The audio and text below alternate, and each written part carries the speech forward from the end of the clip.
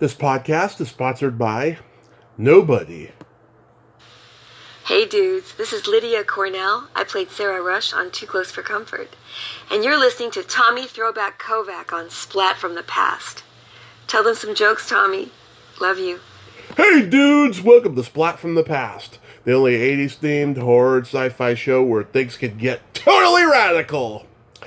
Now today, I have got one of the most beautiful women of all time, and I am talking about Annabelle Schofield. You all know her as Laurel Ellis on Dallas back in the late 80s, but she made her film debut in the 1982 horror cult classic Bloodtide. And she'll be my second guest from that movie. Lydia Cornell was my first guest. She also was in Solar Crisis. She'll be my third guest from that. She was also in... She had a small part in Clifford at the party. I want to ask her about that. I should have went back and watched the party scene last night to spot her, but I didn't have a chance to. She was also in Eye of the Window, Exit in Red, Midnight Blue, all the late night exploitation films. And it's going to be a great conversation today. She's got her own production company, Bella Bain Productions, and it's going to be a great conversation. I just love the guests that I'm getting on this show. February has been a better month so far than January was in terms of getting guests and booking and all of that stuff. And I'm a happy guy, cannot complain. So yeah, here is my interview with Annabelle Schofield. Hello, this is Annabelle. Hey Annabelle, welcome to the show. How are you today? Oh, thank you so much, Tommy. I'm doing great. Thanks for having me on. Oh, my pleasure. Thank you for taking the time today. So, going back in time, did you gravitate toward acting early on in your childhood? Yes, I did. I was a very strange child. I started writing plays when I was about 6 or 7 years old, and I would force my sister to reenact them with me. And then I was always in every single school play. Oh my God. It's funny, like nowadays everybody has video of their kids doing this stuff. Yeah. There's none of that of me, thank God. But I was Shakespeare at 10. So I've always wanted to do that. And of course, my father was in the film business, so it wasn't just a pipe dream for me. I knew that there was a possibility of me going down that route because I knew other people who'd done it. So then I left school at 16 and went to Greece to spend the summer with my dad, who was producing that film that you asked me about, Red Tide. And I ended up with a very small part in the movie, and that was kind of how it all started for me. And then after the movie wrapped, one of the producers of the movie owned a model agency in London, and I ended up joining their model agency. And then I grew as an international fashion model then for about 5 years, and then I gave that up at 21, and then I moved to New York to study acting. Then after a year of that, I moved to LA and started my acting career professionally.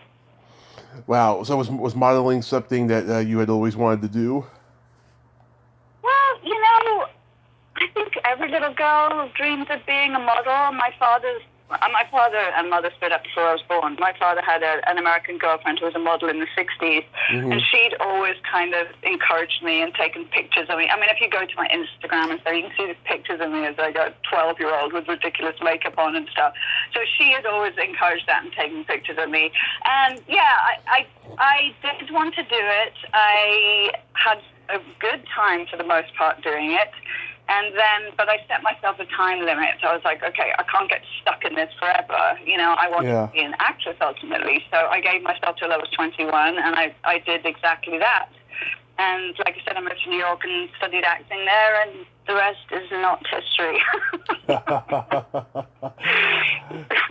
That's awesome. But that's kind of what happened. But no, I mean, I had a great career as a model, and it was fun. But then it becomes not fun after a while. You get a little bit tired of being a prop. and not really having an opinion. I mean, things are very different nowadays, but, I wasn't part of that supermodel thing where you don't get out of bed for $10,000. Most of the part of the time, it was hard work. But, there's a lot of travel involved, and I'm glad I had those experiences. Yeah, you probably got to travel all over the world, huh? Pretty much. I've pretty much been to every continent. I've never been to Russia. Not sad about that. Yeah. But I've been to Hong Kong. I've been to Australia. You know, like, I mean, it was incredible. I think nowadays with fashion shoots, they do it all on CGI, so nobody goes anywhere. You know, it's just a blue screen, which is very sad. But we used to go to like Africa for a beauty shoot where they wouldn't even shoot the background. You know, I mean, It was mad, the kind of money that got spent in those days. But God, it was fun. So no complaints on that. That's awesome. So your dad was a producer on Bloodtide? Mhm. Yes, he was. He was. My father had been producing for a while before that, but so he was producing that in Greece. We were on a little island called Monobastia, and I literally had a teeny-weeny little part in that movie. I'm not very flattered to be asked about it, but, you know, I was by no means the star. But, you know, as you know, it was a monster movie. It's funny because I recently watched it with my dad. He passed away in 2020, and I was looking after him for a few months before he died. And we made an effort to kind of go through all of his films and watch them together. We watched Red Tide, and I still can't believe that they got James Earl Jones to be in it. I know. It's extraordinary. But James Earl Jones. You know, one of the greatest actors of all time. But he was a lovely man. But yeah, so he was the producer, and it was a difficult film to make because we were living on this tiny Greek island which didn't have a lot of access. I mean, when the tide came in, you were cut off from the mainland. There were 2 restaurants. We all lived in villas on the island. I mean, as a 16-year-old, it was one of the most incredible experiences I've ever had. You know, suddenly from being at school in Wales, I come from a place called Llanelli, which is very grim. You know, prior to that, I'd been doing my O-levels, which probably your American counterparts won't understand, but I guess it's like the GED. Yeah. And then I graduated school and gone straight to Greece to live on this Greek island. And of course, we had boats and yachts and very glamorous actors, and it was an amazing experience. Yeah, I talked to Lydia Cordell. She told me she had fun making the movie. She did? Oh my gosh, that's a blast from the past. She became a big star after that, didn't she? Oh yeah, on Too Close for Comfort. Yeah. That's right. Yeah, she was a sweetheart. She was such a lovely person, but I've never seen anyone who looked like her. I remember that. Like, the 3 actors in the movie were all so beautiful, and I was just in awe of all of them. Lydia and my dad became very good friends, not in the biblical sense of the word, but then there was also Deborah Shelton, who became a really good friend of our family, who was delightful. It was magical. It really was. Yeah, you also had Martin Cove and Jose Ferrer and Mary Louise Weller. Oh, that's right, Jose Ferrer, yeah. Jose Ferrer was in, I've forgotten about that. Yeah, and he was also Cyrano de Bergerac, which was my father's favorite film. So, somehow my father managed to convince these great actors to be in a schlocky horror movie. But, Lila Kudrova, who's a very, very famous Greek actress, was also in, I think she was in Zorba the Greek. So, I had these incredible people in it, and you just sort of wanted to sit at their feet and listen to them talk because they were extraordinary. It was great. That's all I can say about it. My part, I think I played a dead person or a virgin who was about to be sacrificed. Right. Have you watched it recently? I watched a little bit of it the other night. You didn't watch the whole thing? No, because I've been so distracted lately. I've got so much going on, you know, not just with doing research of the show, but also emotional stuff going on too. It's the anniversary of my grandmother's death coming up and all of this stuff. Yeah. Sorry. Thank you. Sorry. I'm sorry. I know anniversaries are really hard. I know this really, really hard to take. I know this movie is turning 40 this year. Oh God, I can't believe it. Well, I can believe it. We shot it in 1980, so I guess it took a couple of years to be released. Yeah, how come it took a couple of years to get released? I have no idea. I mean, after we all left Greece, I think my dad's sort of responsibilities on the film ended at that point because he moved on to other things. We actually went to London to live And I don't know. Honestly, I don't know what happened as far as distribution is concerned. But yeah, it must have been, 82 that it was released then? 82, yeah. Yeah, okay. Well, anyway, if you haven't watched it lately, you really should, because it's brilliant. It is. Like I said, though, I only I'm watched... joking. It is. I think it's brilliant, you know. You But, do? yeah, because... God, okay, back in the early 80s, there were so many horror movies, and they were mostly slasher films, you know, with the knife-wielding maniac and stuff, right? But the monster movie was very rare at that time. It's like, there wasn't a whole lot of people making them, so that's why I like this movie, because it was something different. Well, yeah, I mean, like I said, I watched it fairly recently, a couple of years ago with my dad, and... I mean, to me, it just seems so very unsophisticated because of the lack of CGI and stuff, you know. Oh, yeah. I guess they had, like, a big mechanical monster, because I remember it all took place in caves and stuff, so it must have been some sort of animatronic creature that they used, like in the original Jaws, you know. Yeah. But let's face it, was no Jaws. Yeah, it was not Jaws. I've talked to people who worked with Nico Mastorakis, and they told me that he was a misogynist, and he was just angry all the time and yelling at people. Did you see any of that on the set? Well, I don't recall that, but I do know there was some very shady goings on. I mean, my father was the producer, but apparently... Mm-hmm. Nico, I mean, this is sort of libel. I don't know if I should be saying this on the air, but I think that there was some very shady stuff that was happening with equipment getting sold, and I mean, it was just, he was not a good person to work for. My father was a man with a great deal of integrity, and that's what he was known for, so it was kind of very yin and yang with these two. Mm-hmm. I know it wasn't a good experience for my father, and he had a lot of mess to clean up, and, you know... Yeah. He wasn't a man with integrity, Nico Mastorakis. But he wasn't the director. Yeah, Richard Jeffries was the director. That's right, Richard Jeffries, who was, I think, about 12 at the time. I think he'd just come out of film school. He was awfully sweet, but he was very quiet. So I'm sure he got run ragged by Mastorakis. Yeah, awful. So after that movie, you go into modeling for 5 years, you said, right? And then that's when Dallas comes into your life?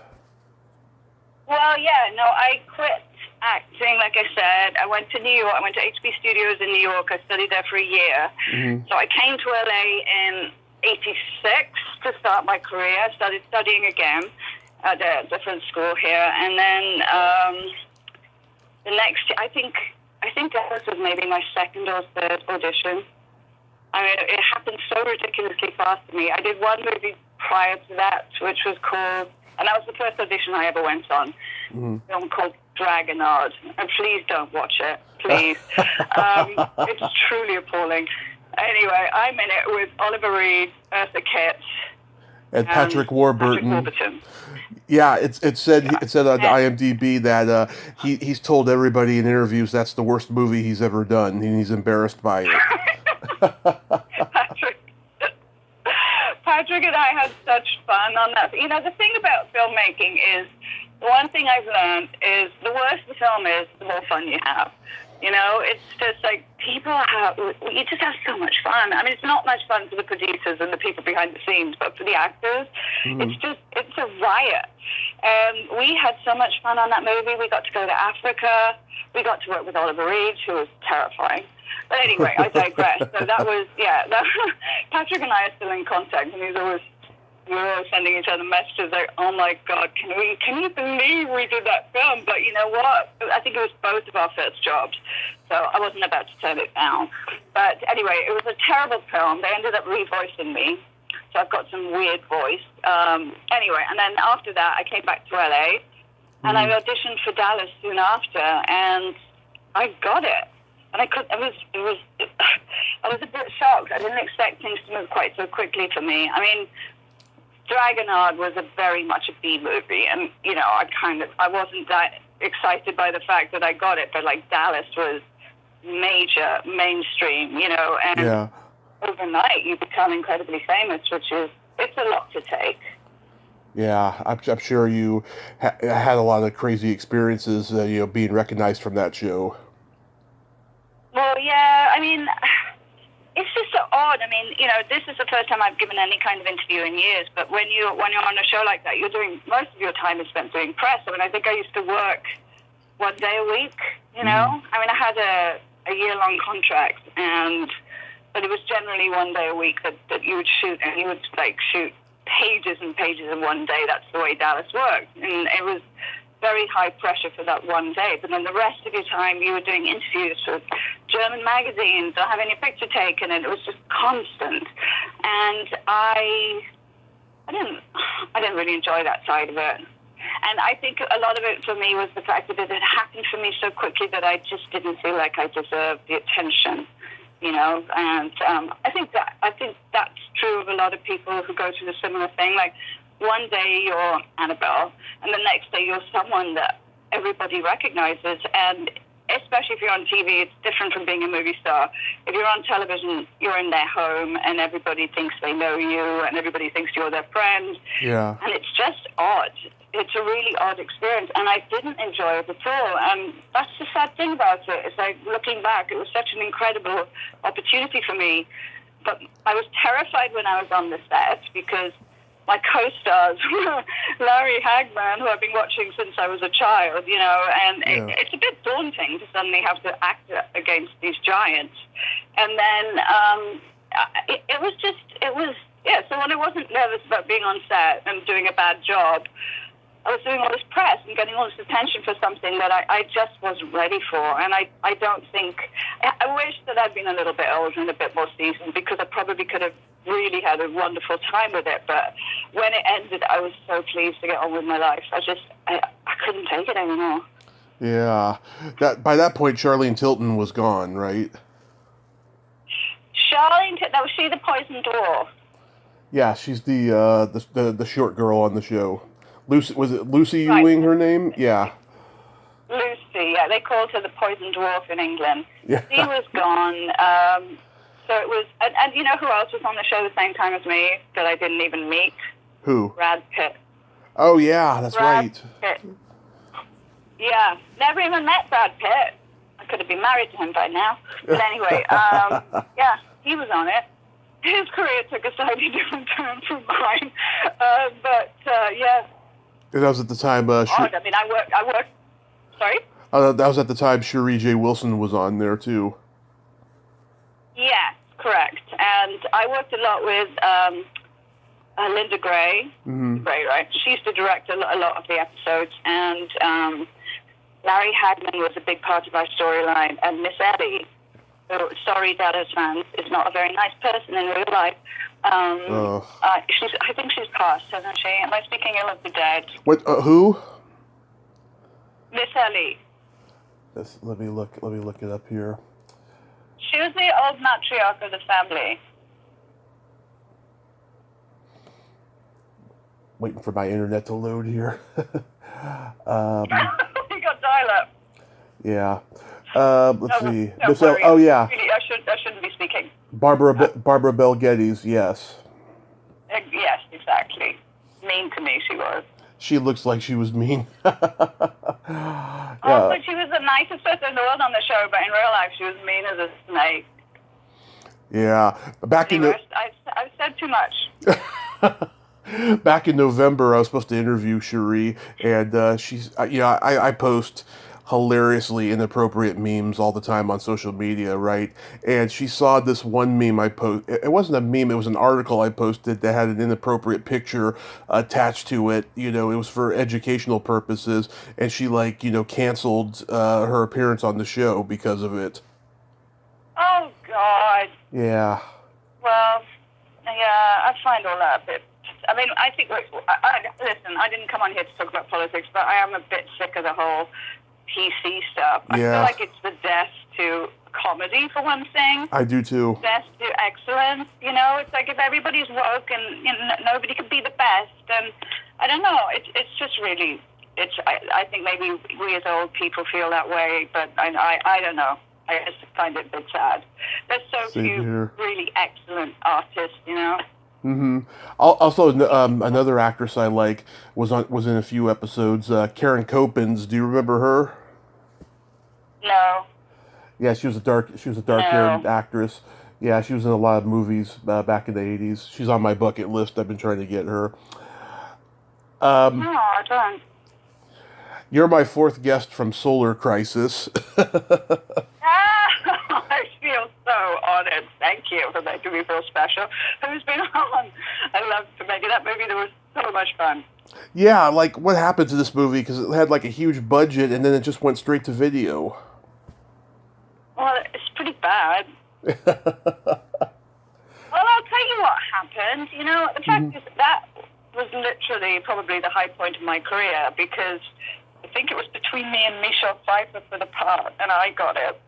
And they paid me an enormous amount of money for me. And they had a wonderful director called Richard Serasian. Yes. And he was the best director that I've ever worked with. He was wonderful, and the cast were wonderful, and we had time, we had preparation. I mean, you read the script, it's pretty daft, you know, but I mean, at the time, it had state-of-the-art visual effects and all of that stuff. We really had a great time making it. But then when they finished the film, you know, it was Japanese money, and it came from a Japanese comic book, I think, originally. They didn't think it was commercial enough. They thought it was too weird. So they fired Richard Serasian, and they got another director, Alan Smithy, and obviously that's not his real name. But that's what it says on the credits of Solar Crisis. So they got this hack in, and they added all these like very sort of soap opera type things. I had to do a topless shot, you know, so they could put all this stuff in the trailer. So it lost its uniqueness and its heart, and it was a real shame. I mean, like I said, I had a wonderful time making it, and the other actors were fabulous. But I got to go to Japan on a press tour, which was extremely weird, but interesting. But it made a lot of money in Japan. I don't think it ever got a theatrical release in America. No. It's available on streaming. But, I showed it to some friends of mine recently, and, I mean, the visual effects look okay, but, I mean, today we have Marvel and, Dune, it just looks hokey, doesn't it? Yeah, I think back then, people did not accept the sci-fi and the superhero stuff outside of the nerd world. The nerds loved it, right? And they wanted to see it more on screen. But it just wasn't happening in those days. It's a crazy thing. Just like back in the 40s, they were making comic book serials, but they weren't making mainstream movies out of them. Yeah, things have changed a lot in a very short period of time. That's for sure. How was technology and everything? But who else were you interviewed from Solar Crisis? Michael Berryman, Chris Nash, and Dan Shore. I remember Dan Shore. I don't remember the other two. Yeah, well, Michael Berryman's an icon, of horror. He's the crazy-looking bald guy. Yeah, we didn't talk about this movie particularly, but yeah, he's in it. Yeah. And Tim Matheson, of course, is the star. What was it like working with him? Oh, he was wonderful. We had such a good time together. He's a lovely guy. He's a really smart guy, too. I mean, that was the thing about everybody that I worked with pretty much the whole crew, because we were all stuck at this one soundstage on this set for months. We never went into the desert or anything. There was... who was the old guy who was in the desert? It was like the old hippie, and then there was Charlton Heston doing his thing on another planet, and we were all on the soundstage, and we just laughed all the time. But, Dan Shaw was one of the crew. Yeah. I can't remember it was a famous actor who played the old hippie guy, and I can't remember his name now. Jack Palance? I don't have Google in front of me. Jack Palance? Yeah. Jack Palance. He was amazing. Yeah. And there was a grumpy old Charles Heston, who wasn't very nice either. I've heard, yeah. A lot of people said he was the nicest guy in Hollywood at that time, but I've heard a lot of people say now he was the biggest jerk. He was an a-hole. I'm sorry. Again, I'm speaking ill of the dead. I'm going to be cancelled, aren't I? Oh, don't worry. Just a cancer me. Don't worry. Nobody listens. Nobody cares what I have to say. Anyway. You were in. So yeah, so that was Starlight Crisis. You were in Clifford. Mm-hmm. I was briefly.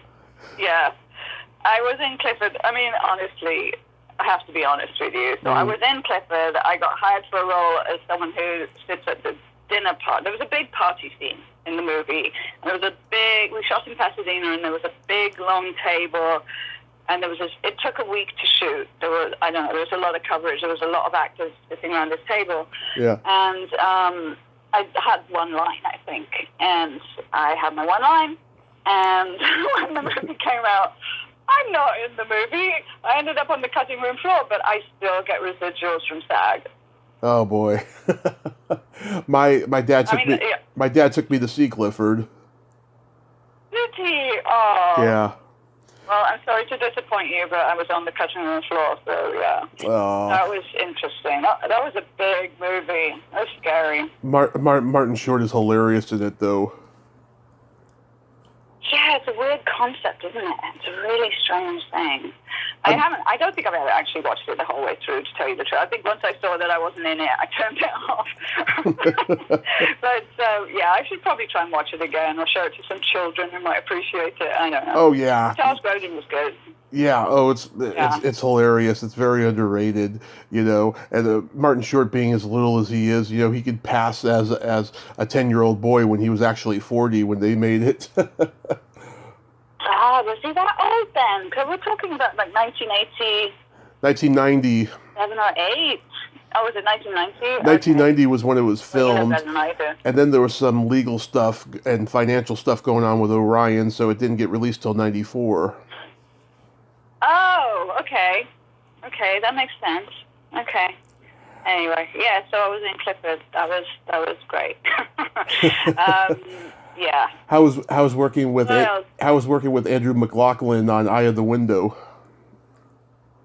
Eye of the Widow. It's Eye of the Widow, not Eye of the Window. Hello? Yeah. Yeah. Hi. That was another one that was one of the most fun experiences that we all ever had, because we were shooting in Paris, Vienna, Cannes, south of France, Spain, San Remo, Italy. I mean, it was incredible. For months, we just went from country to country to country. Andrew, I know he's a very old, established director, but he was so old. He'd literally fall asleep in his director's chair in the middle of a shot. Mm-hmm. So I never really felt like he loved me, and he was a really nice man, and his wife was there the whole time. He was a real gentleman. Yeah. I think his glory days were behind him, perhaps. And as sweet as he was, most of the time he was just having a nap. But that was fun. Oh my God! And that was a great cast in that as well. My friend Ben Cross was in that, and Murray Abraham, and my God, and Mel Ferrer. Oh yes. Who else was in that? It was incredible. We were just wined and dined. We had yachts and Rolls Royces. I mean, it was ridiculous, but it was the most fun that anyone's ever had in their life on a movie. Oh, that's awesome. Yeah. Andrew Mclaughlin, that guy made like a movie a year, and he made a lot of war movies, and he was making war movies in England when like nobody was making war movies that often, and he liked to cast Roger Moore in a lot of his movies. Yeah, it was interesting. I think he was very much like John Wayne, the way he looked and everything, but I think he used to work with John Wayne quite a bit in the early days. I don't know, I may be wrong about that. Yeah, I think he directed. I think he directed McClintock. Yeah, I think you're right. That's one of John Wayne's best movies. You're right. I love that movie. Yeah. How about Exit in Red? Oh, Exit in Red. Yeah, that was special. You know what? It was really weird because I didn't ever have to audition for that. I just got a phone call out of the blue. I was living in London at the time because I went back to live in London from 1990 to 1994 because I'd fallen in love with an Englishman. And I got a phone call out of the blue from this guy saying, "Do you want to be in my movie?" And he sent me the script, and I thought it was really pretty good. Yeah. And I was like, "Yeah, sure." You know, I didn't have to audition for it. And Mickey Rourke was the lead, and Mickey Rourke was. I know that Mickey Rourke's gone through such a roller coaster of a life and a career, and he may not be everybody's taste, but he truly is one of the best actors in the world. He is. And so I eventually came out to LA. We shot Exit in Red, and Mickey was amazing. I think Mickey and the director did not get along. Of course. It was very difficult. Yeah, no, I know. He tortured the poor man, and he was always wonderful to me, Mickey. I was pretty terrified by him, by the way, but you know, he would just play mind games with this poor guy. But the guy never stood up to him, you know. So Mickey just roller coasted all over him, and it was an experience. I mean, as far as being an actor and being challenged artistically, I can certainly say it was that. But I was getting all of that from Mickey, not from the director, who seemed to basically have given up. You know, it was just this weird sort of mind game going on between the two of them, which wasn't fun. But it was. I think it was the first time I was ever shot in the stomach in a movie, so I had blood gushing coming out of me. That was fun. But it was a good experience. I didn't get on very well with the other actor, whose name shall remain nameless. Oh, I think I know who you're talking about. Yeah, the guy you don't know who I'm talking about. If you go on IMDb, you'll know who I mean. Yeah, him and I didn't really see eye to eye. And I have to say, Mickey and I became very good friends on that. His wife was also in the movie, but they were going through like such a troubling time. They both had so many issues, and I sort of became their therapist in a way, or the sort of buffer between them. And it was just like, hang on, I'm trying to act in a movie here, and it was just like these two major personalities, both who obviously really loved each other. But anyway, it was a lot. There was a lot going on behind the scenes on that movie, but I did have fun. Did you work with Hank Garrett? No, who's that? He plays the doctor in the movie. Oh God, I can't remember. The therapist? Yeah, he was one of the cops on Car 54. Where Are You? I don't remember. I interviewed. I don't remember about that. I interviewed him. He's a very nice man.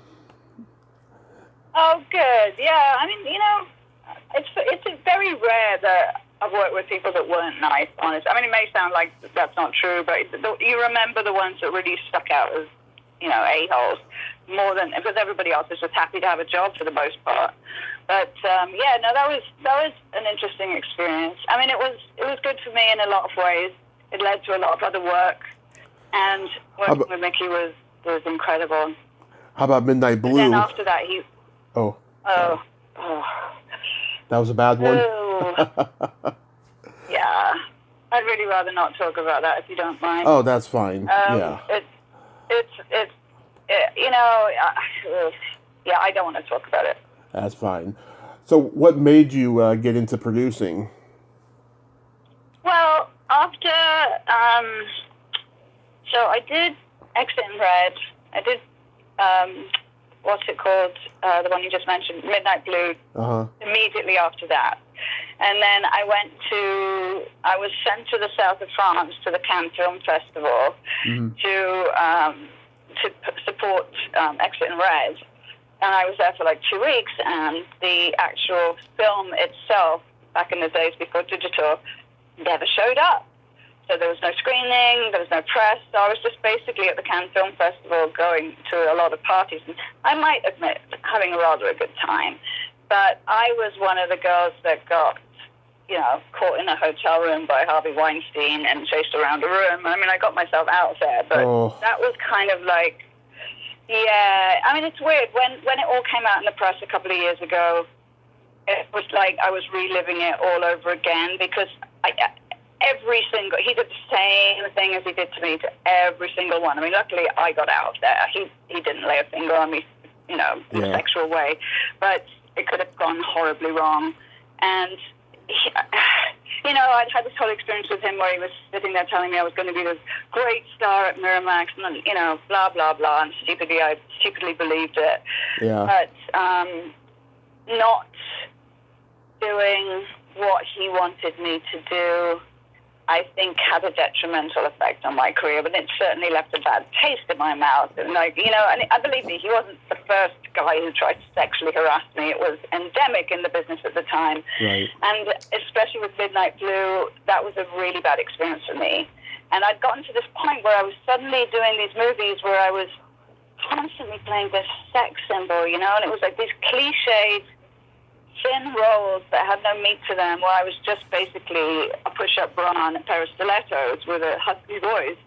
And I found it embarrassing. It felt like the whole trajectory of my career had gone in the wrong direction. Like I had always wanted to do comedy. Mm-hmm. I wanted to entertain people, but here I was, this sort of dumb blonde, really. So after Midnight Blue and after the whole Cannes experience, I met my ex-husband, and I ended up getting married in 1997 I got married. And I just thought, I can't keep doing this, you know. And the fact is that even at that stage, I was still having to go on auditions all the time. And as a woman, as a young woman, it's hard enough. But as a woman who's like getting to 30, nowadays things are slightly different, but back then it was like, you know, at the age of 30, I was suddenly playing a mother to a 17-year-old, you know, which, yeah, I suppose it's physically possible, but it was like suddenly, it was just, I don't know. It never got any easier for me to cope with all of it. And I'd always written, even when I was a little kid. Mm-hmm. I just wanted to write, so I started writing, and from that, I ended up writing, producing, and directing. Well, I wrote and directed a documentary about modeling, and none of this is available to see because it didn't get released, but that's how I started doing that. And then I also directed a film called Flash, which never got a release, but was really fun to do. And then I started working with my dad, who at this point was like doing the big movies. Like, he'd been doing Jerry Maguire, As Good as It Gets. He did the Naked Gun films. And so back in about 2000, I think, I started working with him just basically as his personal assistant in the beginning. And from there, we went to Prague to do The Brothers Grimm. We did Doom. We did a film called City of Amber in Northern Ireland. We went to Philadelphia to do How Do You Know? Mm-hmm. And I was working with him pretty much up until he died in 2020. But then I also started my own company in 2011. So nice. I kind of went out from under his wing and started out on my own in the world. How come those projects never got released? My project? Yeah, the documentary and stuff. Well, the documentary, oh God, that ended up in a legal nightmare with a partner. Yeah. And same thing with my movie, basically. I know what happened there, but I'm not going to talk about it on the air because I never cleared the air with the guy. It was the producer. You know, I wrote, directed it, produced it, but he was supposed to handle distribution and all the rest of it. And then he ended up falling in love with a girl who was in the movie, but he already had a girlfriend. So there was this huge drama, and suddenly I'm in the editing suite, and his ex-girlfriend keeps showing up in tears and screaming, and it was just so much drama. And so the whole movie for her became something that was like anathema. So he never followed up on distributing it. I mean, I wasn't like a high-budget film or anything, but, you know, I put 2 years of my life into it, and I was pretty proud of it. Mm-hmm. But, yeah, it just went, you know, but that's life, I suppose. So, yeah, so then I just started working with my dad and learning how it works on the big films. You know, I learned how to do budgeting and scheduling, and I've worked in virtually every department at this point. And when you work on those really big films, it's a whole different ballgame. You know, it's like 5 months of prep, cities being built, prop departments. I mean, it's fascinating, you know. It's just so much more different to what I'd come from, which is, you know, little low-budget films, which are also super fun, but it's a different experience. So I've seen all sides of it, really. And, you know, it was difficult with my dad. He was a hard taskmaster, but I learnt from the best, so that was good. And then so I've been running my company since 2010, actually, I started it, but I had a partner at that point, and then he left, and I started doing it by myself in 2011. So we do documentaries and short films and music videos. Not really feature films per se, although I'm gearing up to that. I've got about 3 or 4 different films in development that I'm waiting for financing to come through for, because I'm ready for that now. Yeah. But I wasn't for a long time, you know. I think after the experience that I had with Dallas, where it happened so quick, Mm-hmm. I've always found that it's really important for me personally, maybe not for other people, to know what I'm doing. Otherwise, I get really nervous and insecure. So as far as film producing is concerned, I've had so much experience at this point at all levels. I feel like I'm ready to do it now. When I first produced the film, I didn't have a clue what I was doing, you know, and perhaps it wasn't very good. But, you know, so now I'm like, okay, I'm ready now. So now that I'm ready, I believe it will all fall into place. Hopefully. Yeah, I hope that documentary does get released in the future somehow, you know, because it seems like, you know, it just go to waste, you know, if it doesn't get seen. Yeah, no, the documentary I was pretty proud of, and it was based upon a book that I wrote, Mm-hmm. and it sort of took a different turn once we started filming stuff, because I had this idea years ago when I was around about the early 90s that there should be some kind of a book, like a guidebook for young girls to become models, because I was 16 when I started modeling. Uh-huh. I was thrown into London, and suddenly you're like traveling all around the city, going on the metro. You know, you have to do all, and nobody says, there's no classes. Nobody sits down and says, okay, this is how it's done.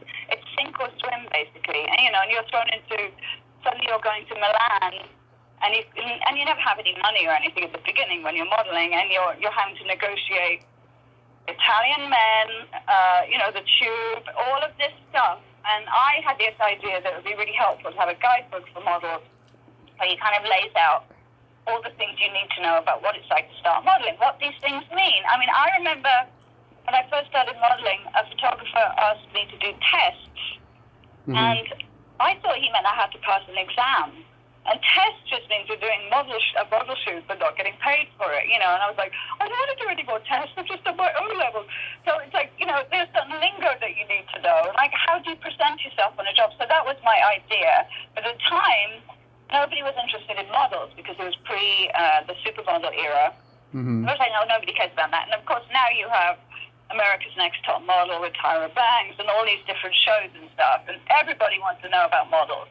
But I was just a bit too early. But the interesting was it kind of took a different turn. So I started working with this guy who shall also remain nameless, and we started going to modeling schools. Mm-hmm.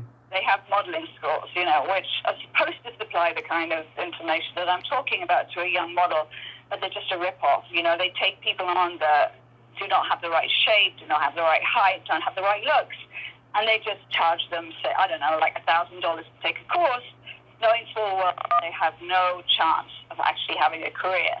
So we were trying to make an expose of that. So we got some really interesting footage, but, you know, like I said, I fell out with my producer, and it seems to be a bit of a theme, doesn't it?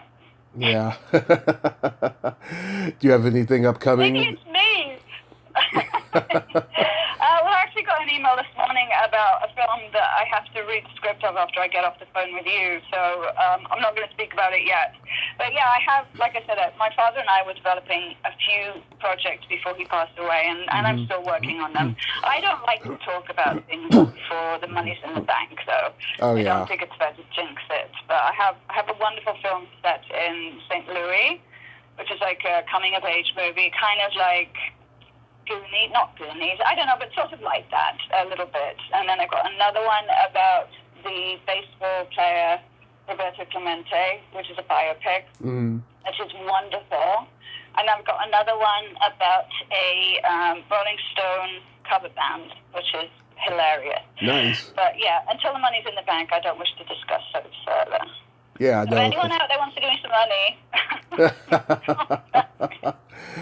Yeah, I totally get that. So, I have this secret silly game that I like to play with my guests. This is a series of Oh dear. silly slumber party questions, no win or lose, just pure fun.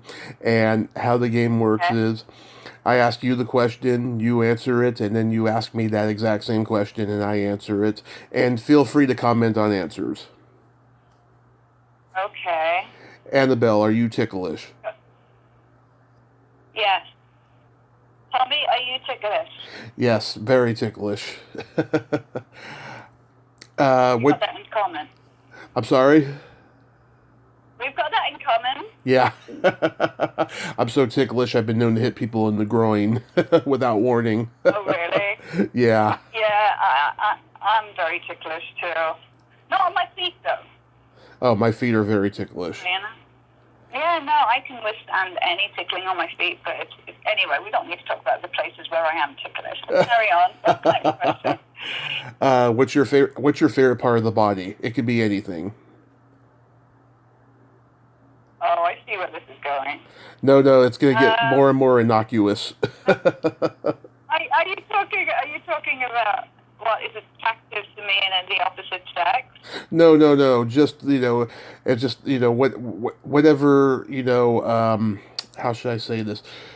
Just like everyone's got their favorite body part, on themselves, on friends, anybody.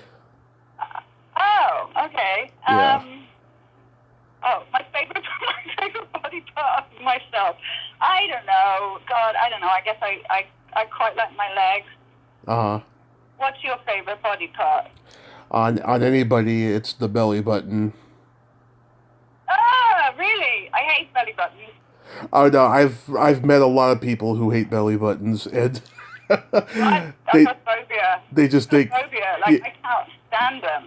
yeah, they just think I'm weird because I like it, But it represents something sentimental to me. I had a girlfriend when I was 6 years old who had a cute belly button, and she was always the girl that got away. No, I'm actually covering mine as we speak because I'm so freaked out by belly buttons. Okay. Sorry. What Anyway, moving on. what color are your toenails painted? They are painted a kind of weird plummy / bruise color. Nice. Well, I don't know how nice it is. It's all I can find. Anyway, they are painted once and properly. So, what color are yours painted, Tommy? Right now they're not painted, but last time they were lavender. Were they? Yeah, That is an excellent choice, sir. it is. What would you say is your best personality trait?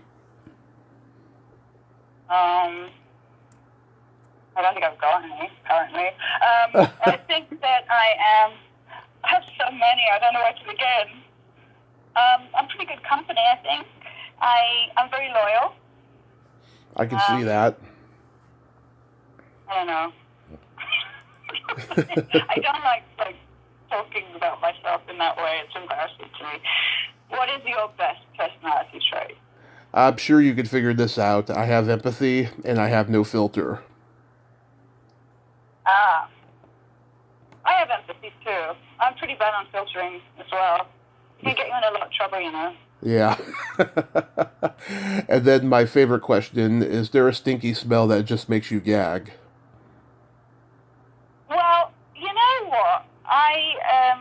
Sort of a sidebar. Mm-hmm. I got COVID in August of last year. Oh. And, I'm fine. And I've been vaccinated and everything, so all it was a boring 10 days stuck indoors, basically. But it did affect my sense of smell, and I'd always had a brilliant sense of smell before that. So it's a bit weird. There really isn't anything now because I can't smell anything that well. I don't even know before that happened. Sorry, I don't think I can answer this question very well for you. It's okay. I've heard it all. Yeah. Well, obviously certain things that are just gross, but I'm certainly not going to talk about those because I'm a nice lady. And what is your least favorite smell? Either farts or feet. Oh, yeah. Well, obviously, I'm with you on both of those things, but that's the good thing about COVID. You can't smell them after that. But, yeah. Yeah, no, I completely agree. But, yeah, I can't really smell any of that stuff now. And the weird thing about it is as well, like, I like to cook a lot. Mm-hmm. And, like I said, I have a really good sense of smell. So, I would know when things are done by the smell. Now I just keep burning stuff all the time. So, Yeah. it's a bit of a fire hazard. Well, I think you've done pretty good here today, Annabelle. I hope this was comfortable for you. Well, thank you. Well, you're right. I hope that I don't get, cancelled for slagging off these great icons of the entertainment industry. Oh, you're not alone. There's over 1,400 interviews I've done, so I've heard everything, But no, I mean, I think you censored yourself good with whatever you didn't tell me, but with what you did tell me, everything was great, and I want to thank you so much for coming on today. Oh, God, Tommy, it's my absolute pleasure. When is this going to be aired? Later today. Oh, can you send me a link so I can publicize it on my social medias? Oh, absolutely. Thank you. I will be happy to do that. We all need a bit of publicity, don't we? Yes, absolutely. So you have yourself a great day, and please stay safe out there. You too. Thanks so much, Tommy. Take care of yourself, and I look forward to hearing it all. Thank you. My pleasure. Bye. Bye-bye. Well, there you have it. Annabelle Schofield. Ain't she a sweetheart? What a great lady, huh? It was great to talk to her today. And like so many people I've interviewed, she is a survivor. There's just no other way of putting it, Hollywood, especially in those days, it was absolutely crazy. But like so many people, she has survived it, and she is marching to the beat of her own drum. And if you haven't seen Bloodtide, go check it out. It is a great, great horror movie. Well, until next time, this is Tommy Throwback Kovac saying, there's no shame in living in the past, because the present sucks. Later, dudes.